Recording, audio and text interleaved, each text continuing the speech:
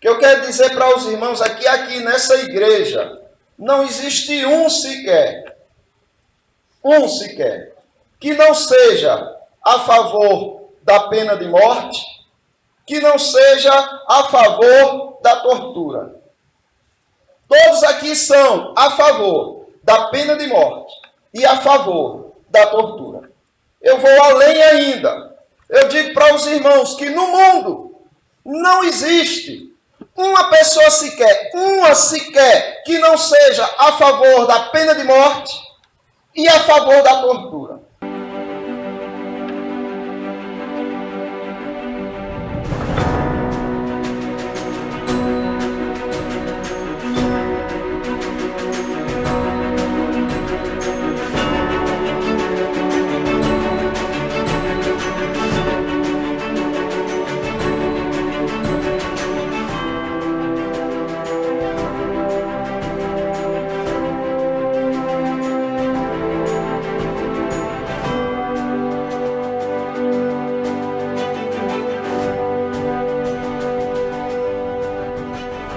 Terceira epístola de João, do versículo 9 ao 11, que diz assim a palavra de Deus. Escrevi alguma coisa à igreja, mas Diótrefes, que gosta de exercer a primazia entre eles, não nos dá acolhida.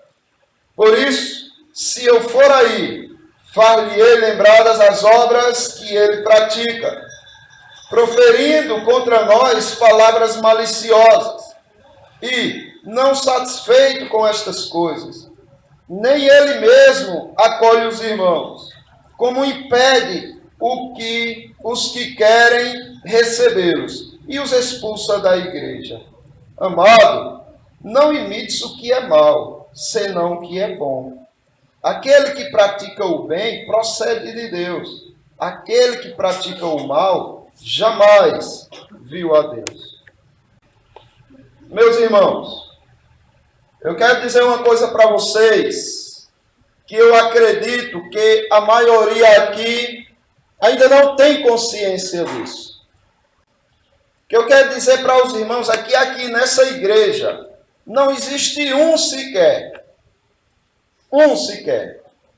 a não ser as criancinhas ainda que não têm consciência, mas não existe um sequer nesta igreja aqui, que não seja a favor da pena de morte, que não seja a favor da tortura. Todos aqui são a favor da pena de morte e a favor da tortura. Eu vou além ainda. Eu digo para os irmãos que no mundo não existe uma pessoa sequer, que não seja a favor da pena de morte e a favor da tortura. Os irmãos entenderão no decorrer do sermão. Mas eu quero contar duas histórias reais que aconteceu no nosso país. Há um bom tempo atrás. Eu assisti esses dois eventos. Eu assisti essas duas reportagens. Aonde? Um cantor teve o seu irmão sequestrado por criminosos, que pediam um resgate para libertarem o seu irmão. Não me lembro o nome do cantor, mas alguém aqui que já tenha certa idade deve lembrar desse ocorrido. E o irmão desse cantor estava sendo torturado pelos criminosos. Coisa grave, feia, horrível. Terror para a família da vítima e terror para a vítima. Os sequestradores estavam causando. E uma das coisas que chocou muito o país foi quando esse irmão, esse cantor, recebeu a orelha do seu próprio irmão, para que ele percebesse que os criminosos não estavam de brincadeira.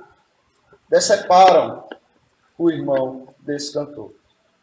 Cortaram a orelha e mandaram de recado para o irmão. Outra coisa que eu vi também que me chocou muito foi o que aconteceu com uma criancinha, cerca de 4 anos de idade. Essa criancinha estava sendo torturada. E o criminoso estava gravando tudo, filmando tudo. E enviando para o pai, para a mãe, a tortura que eles estavam fazendo nessa criancinha. Só para os irmãos entenderem o quão cruel era esse homem. Uma das torturas era colocar essa menininha numa bacia de água, como se fosse dar banho nela, e pegar os fios e, com energia, colocar na água. A menininha chorava, gritava, em pânico. E ele filmava a expressão dessa garotinha. E quando ela já estava tremendo, nervosa, ele botava uma máscara de demônio e fazia susto para essa criança. E mandava. Foi, se eu não me engano, foi uma briga de gangues, onde um traficante estava tentando punir o outro traficante, fazendo mal à sua criancinha. Essas coisas chocam o mundo. Mas o mundo não sabe o que fazer diante destas coisas. Deixa eu colocar os irmãos em uma situação um pouco difícil aqui. Imagine, Julinha, uma menininha de 4 anos, foi raptada por cruéis criminosos que querem uma fortuna que os pais não têm condição de dar. Imagine que essa menininha está sendo torturada e ameaçada de ser assassinada. E a cada mês, o criminoso diz que vai arrancar um pedaço da menina para enviar para os pais, para provar que eles não estão de brincadeira. Então imagine que isso é em um país onde não se decidiu ainda se deveria haver tortura ou não. Então, um dos sequestradores é capturado, é encontrado, é preso e levado para ser interrogado. E lá ele zomba da cara da justiça. Ele zomba da face da justiça. Então, levanta-se uma questão. Olha, só tem um jeito dessa criança ser encontrada, para que se pare essa tortura. Porque a cada mês o pai recebe uma unha que é arrancada sem anestesia dessa criança. Até que ela morra, um pedacinho dessa criança está sendo enviada para os pais. Essa criança vai morrer. Mas antes disso, ela vai sofrer muita tortura nas mãos dos seus torturadores. E aí levanta-se a questão. O juiz pensa, eu não vou autorizar a tortura, porque eu acho isso algo muito cruel. Só tem uma maneira de encontrar essa garotinha. É torturando, é fazendo com este criminoso o que ele está fazendo com a criancinha. Só que o juiz acha isso muito cruel, e aí passa para o Senado. E o Senado acha isso muito cruel e diz, não, é cruel torturar um criminoso, é muito cruel. Passemos para a população. Ouçamos agora a população. Então divide-se na população aqueles que aceitam que esse criminoso receba o rigor da justiça, a espada da justiça, seja punido, seja pressionado, como eles estão fazendo com a criancinha, para que ele diga onde ela está e ela seja resgatada. Mas, por outro lado, tem uma parte da população que diz, não podemos ser não cruéis assim. Tortura nunca, jamais. E eu pergunto aos irmãos, de que lado os irmãos estariam? No lado direito da população, onde a população diz que queremos que esse criminoso confesse, custe o que custar. Diga onde a menininha está, custe o que custar. Ou do lado esquerdo da população que diz, não, que crueldade com o criminoso. De que lado os irmãos estariam? Não pensem que se vocês estivessem do lado esquerdo, do lado daqueles que acham que não devem torturar esse criminoso Não pensem que isso significa que os irmãos não são a favor da tortura, porque são. São, mas são a favor da tortura contra crianças inocentes.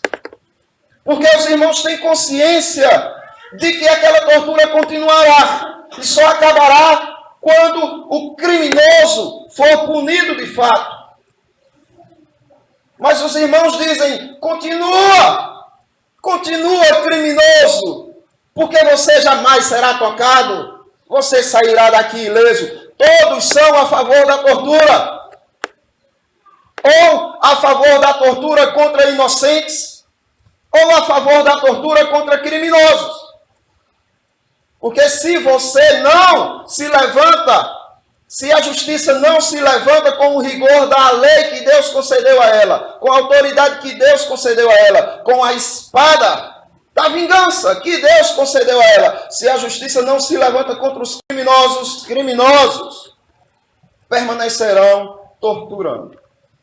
Victor Hugo, ele foi um romancista, um poeta, e ele foi um ativista dos direitos humanos francês na política em seu país. Um ativista dos direitos humanos, só que não do Brasil. Os irmãos sabem como são os ativistas dos direitos humanos no Brasil. Francês, Victor Hugo disse, quem poupa o lobo, sacrifica as ovelhas. Ativista dos direitos humanos francês. Então você escolhe de que lado você está. Ou se você está do lado do lobo e poupa o lobo, ou se você está do lado das ovelhas e poupa as ovelhas. Mas um dos dois há de ser sacrificado. Meus irmãos, o que João está fazendo aqui é ameaçando Diótrefes e dizendo que ele não ficará impune.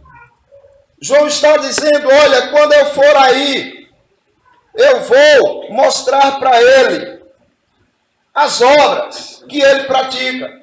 Eu vou mostrar para todos as obras que ele pratica. Dependendo do crime, haverá um nível de punição. E João aqui está dizendo que vai envergonhar esse pastor que está causando dano à igreja, que está fazendo mal ao rebanho. Existe muita confusão por aí. E muita falta de compreensão a respeito do que Deus diz em sua palavra do perverso. Por exemplo, Deus é ou não é a favor do castigo contra os perversos? Deus é ou não a favor da pena de morte? Vejam bem, em Deuteronômio capítulo 25, versículo 2, o Senhor Deus diz assim, e será que, se o injusto merecer açoites, o juiz o fará deitar-se, para que seja açoitado diante de si? Segundo a sua culpa, será o número de seus açoites. No 25:3 diz, 40 açoites lhe fará dar, não mais, para que, porventura, se lhe fizer dar mais açoites do que estes, teu irmão não fique envilecido aos teus olhos. Ou seja, totalmente debilitado, arrasado aos teus olhos. Observe que Deus está dizendo aqui não é para os de fora, não. Esse mandamento aqui não se refere aos ímpios perversos de fora, não. Deus está aqui falando do seu próprio povo, para os seus próprios filhos. Ele será açoitado de acordo com a sua culpa. Isso é o que Deus implantou em Israel. A lei civil de Israel. Nós estamos no Brasil, concordo. Mas aqui nós estamos falando de como Deus pensa. Então observe. Você pode dizer, certo, mas Jesus Cristo veio e desfez tudo isso. Outro engano que decorre da falta de interpretação das Escrituras. Porque o Senhor Jesus Cristo, ele não viu nenhum incômodo em tratar do mesmo assunto que em Deuteronômio tratava. Falou com tanta naturalidade como que não vê problema nenhum no que Deuteronômio fala. Observe o que Jesus Cristo diz quando ele fala de como será o dia do julgamento de Deus, o dia do juízo. Lucas 12, 48 diz assim: mas o que não soube e fez coisas dignas de açoites, com poucos açoites será castigado. E qualquer que muito for dado, muito se lhe pedirá. E ao que muito se lhe confiou, muito mais se lhe pedirá. Então Jesus Cristo falou do que Deuteronômio fala. E Jesus Cristo disse, olha, mas aqui é só para o dia do juízo. Jesus Cristo não viu problema algum na justiça, entendam. Não são pessoas comuns, mas autoridades levantadas por Deus. Jesus Cristo não viu problema algum em falar que açoites deverão vir sobre os que praticam o mal. Em Lucas 12, 47, ainda falando do dia que Deus há de julgar o mundo, ele diz: e o servo que soube a vontade do seu Senhor e não se aprontou, nem fez conforme a sua vontade, será castigado com muitos açoites. Ah, mas e o que Jesus Cristo disse? Mas a vós que ouvis isto, digo: amai vossos inimigos, fazei o bem aos que vos odeiam. Então Jesus Cristo disse, fez o que Deus fez em Deuteronômio? Não, meus irmãos. O que Jesus Cristo está fazendo aqui é desfazendo uma distorção que os doutores da lei estavam criando, de que se você for ferido numa face, você mesmo vai lá e dê outra.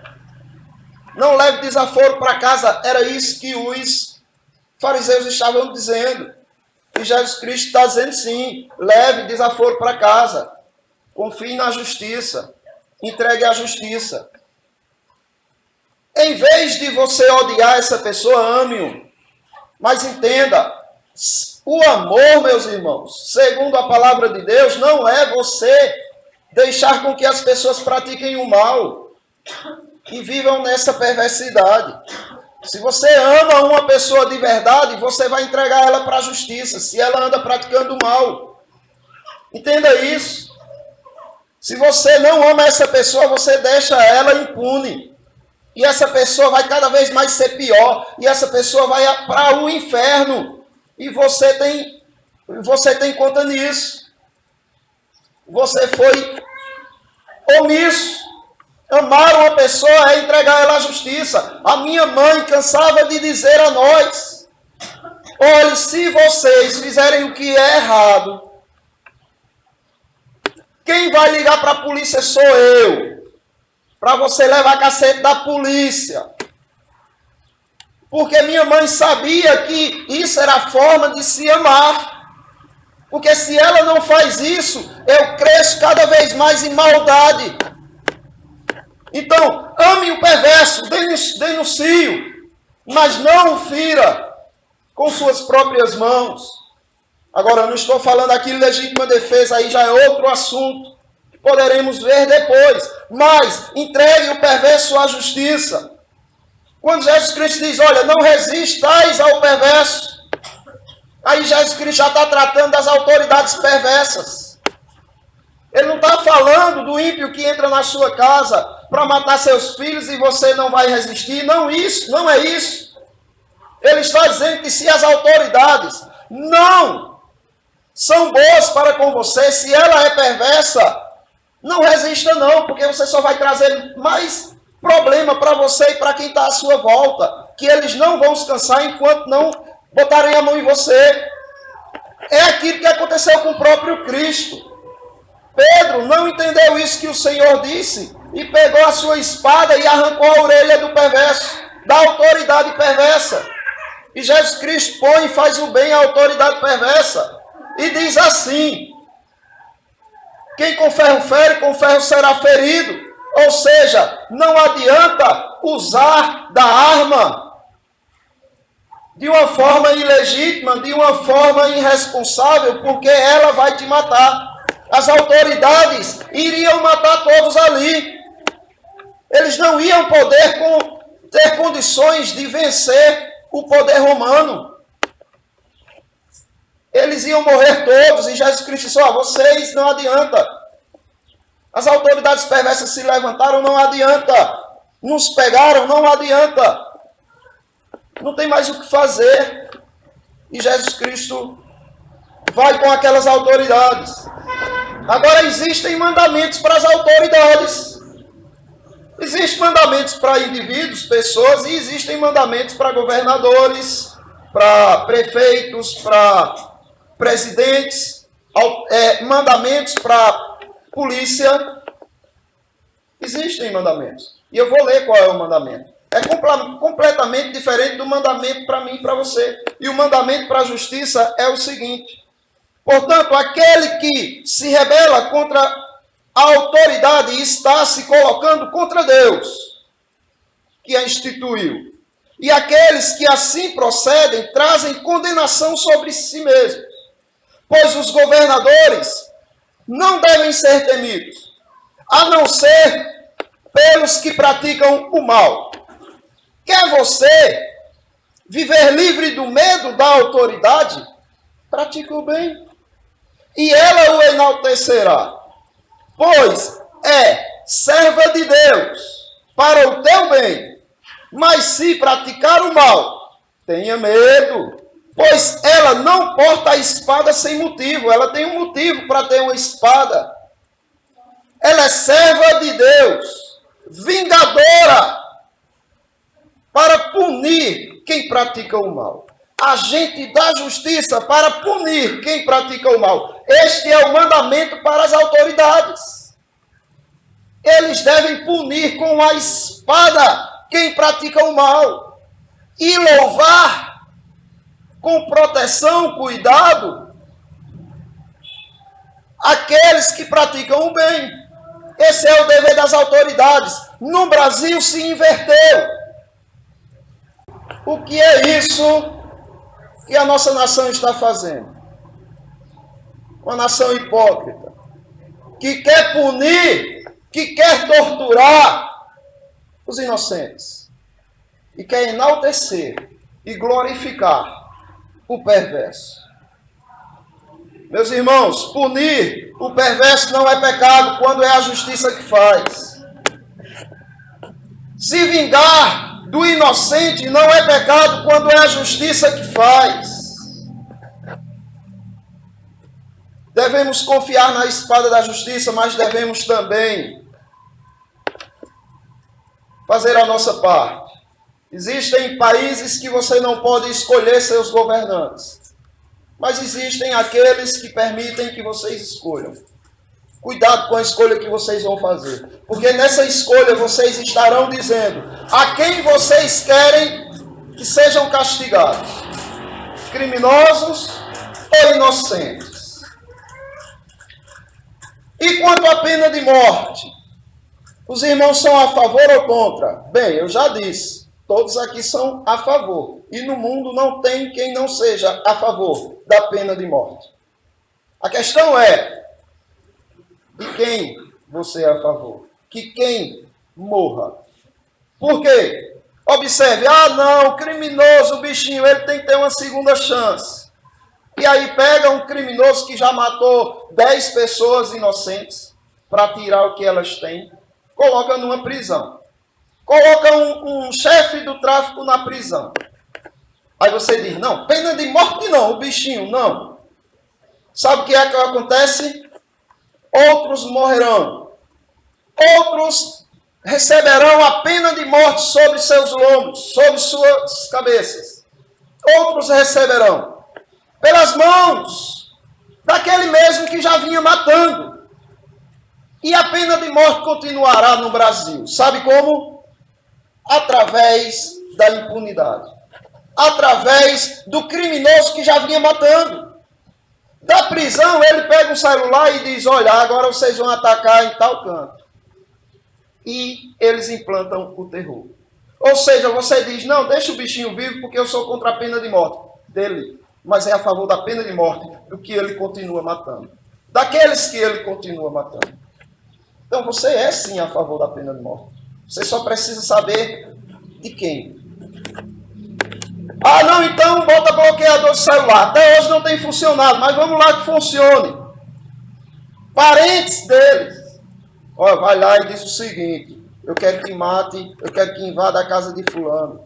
Aqueles atentados que estavam tendo, queimando ônibus, que muitas vezes não dava tempo da população sair e era queimada dentro. Vocês acham que vinham de onde aquelas ordens? De dentro das cadeias. Então, ou seja, o Brasil condenou a morte inocentes porque não condenou a morte um culpado. Como é que Deus vê isso, meus irmãos? Eu vou mostrar como é que Deus vê isso. Em Números, capítulo 35, versículo 33, ele diz, assim não profanareis a terra em que estáis, porque o sangue profana a terra. Nenhuma expiação se poderá fazer pela terra por causa do sangue que nela for derramado, senão com o sangue daquele que o derramou. Os irmãos imaginam o quão amaldiçoado está sendo o nosso país. Quantos sangues inocentes profanando a nossa nação. E quantos sangues criminosos estão sendo bem tratados e cuidados. Meus irmãos, um estuprador pegou uma jovem, fez tudo o que pôde com ela, depois a matou. E depois fez relação com o cadáver dela. Ele foi levado imediatamente para ser assistido pelos representantes dos direitos humanos. E eles estavam aconselhando este homem, este perverso, de como eles deveriam se comportar perante o juiz para que ele não sofresse uma penalidade grave. E no decorrer, eles perguntavam, você está nervoso? Eu estou. Os policiais fizeram mal a você? Fizeram. Olha, toma aqui uma aguinha. Tome aqui uma balinha.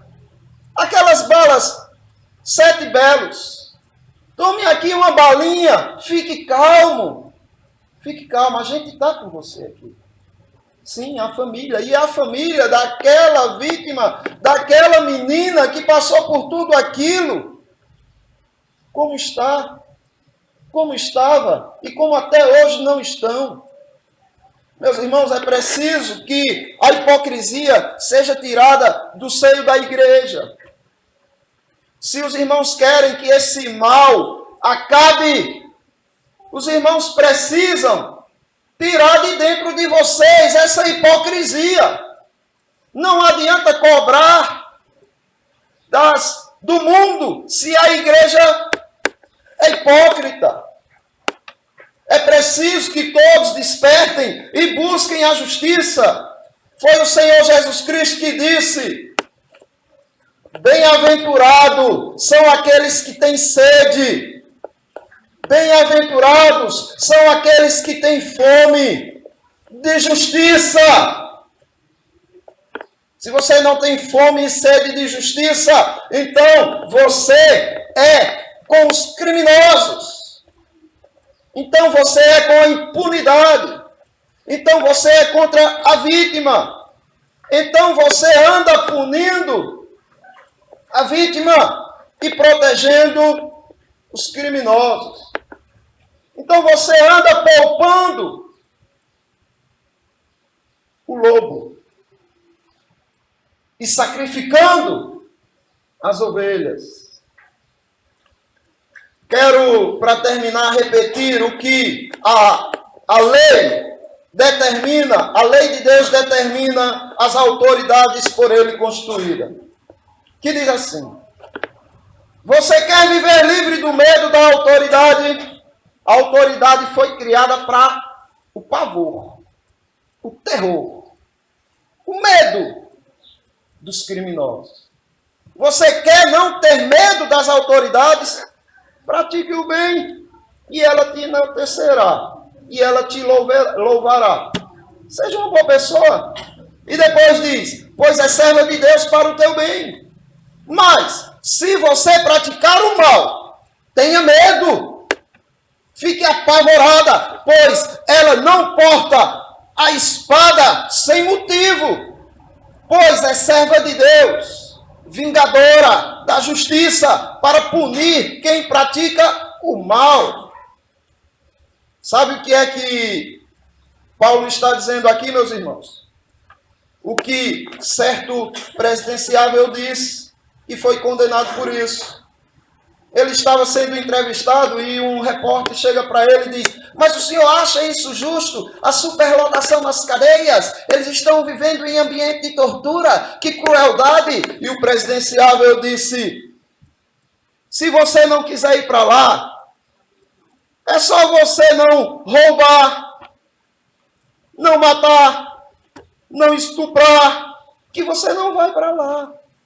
É o que Paulo está dizendo aqui. Você quer viver bem, não quer ser punido pela espada vingadora das autoridades, é só você não estuprar, é você não matar, é você não roubar, e você vai ter louvor dela. Agora, se você escolher esse caminho, assuma com os riscos. Se você bebe e vai dirigir, assuma com os riscos de que você pode ser um criminoso, pode matar a si, a sua família e a quem não tem nada a ver com sua bebida lá fora. E você tem que ser punido. Ah, mas eu estava inconsciente, a bebida tirou minha consciência. Sim, muito bem. A bebida que você bebeu, não forçadamente. Então, é preciso que as pessoas assumam o risco. Ah, eu vou assaltar, e se resistirem eu vou matar, certo? Saiba que você também vai morrer. Aqui no Brasil não é? Mas a hipocrisia tem pelo menos que acabar. E, para encerrar, eu quero dizer aos irmãos, em Provérbios, capítulo 11, versículo 3, diz, a sinceridade dos íntegros os guiará, mas a perversidade dos aleivosos os destruirá. Ah, mas assim você vai destruir o criminoso. O criminoso é apenas uma vítima da sociedade. Dois erros grotescos aí. Primeiro, a vítima não é o criminoso, é quem ele fez mal. A quem ele fez mal. E depois, quem está destruindo ele não é o Estado. Quem está destruindo ele é a perversidade que ele praticou. É o que em Provérbios diz, mas a perversidade dos aleivosos os destruirá. Então, a culpa do sangue dele não recai sobre o Estado. A culpa do sangue dele recai sobre ele mesmo, por causa da sua perversidade. Só quero que os irmãos compreendam isso. Vocês e o mundo todo é a favor da tortura e é a favor da pena de morte. Só que uns estão do lado direito, outros estão do lado esquerdo. Que os irmãos decidam o bom lado de se estar. Que Deus os abençoe.